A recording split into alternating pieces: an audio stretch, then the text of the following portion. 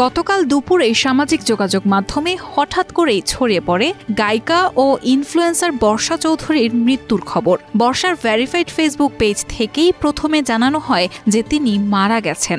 এরপর এক পোস্টে বর্ষার মৃত্যুর খবর নিশ্চিত করেন নারী উদ্যোক্তা ও সোশ্যাল মিডিয়া ইনফ্লুয়েন্সার বারিশা হক।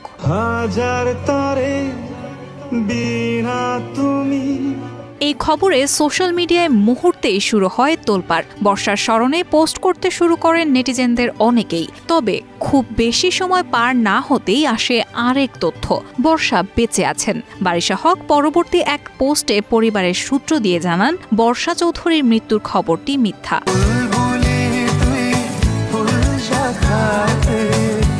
তিনি দাবি করেন, বর্ষার ফেসবুক পেজ থেকে কে বা কারা এই গুজব প্রকাশ করেছে তা জানা নেই। তবে এখন পর্যন্ত এই ঘটনার উৎস বা উদ্দেশ্য সম্পর্কে কোনো ব্যাখ্যা পাওয়া যায়নি।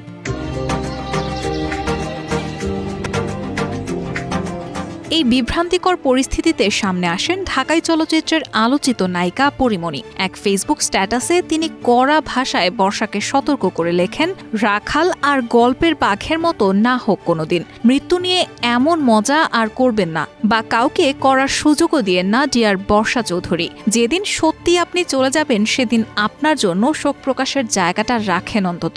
জীবন সুন্দর হোক।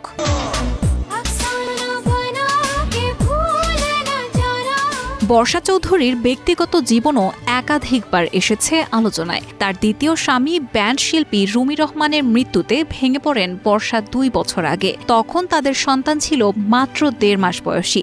রুমির সঙ্গে এটি ছিল বর্ষার দ্বিতীয় সংসার। এই ক্ষণস্থায়ী দুনিয়াতে আমরা খুবই অল্প দিনের মেহমান মাত্র।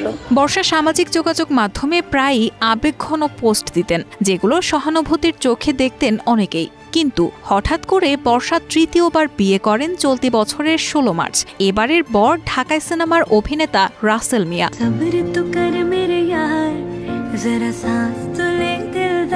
বিয়ের পর শুরুতে তাদের সম্পর্ক ভালো চললেও গত মাসে নতুন করে বিতর্কে জড়ান বর্ষা রাসেলের বিরুদ্ধে সবুজবাগ থানায় মামলা করেন 65 লাখ টাকা যৌতুক চাওয়ার অভিযোগে।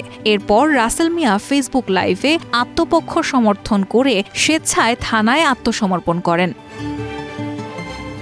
রায়হানা মুন, প্রবাস খবর।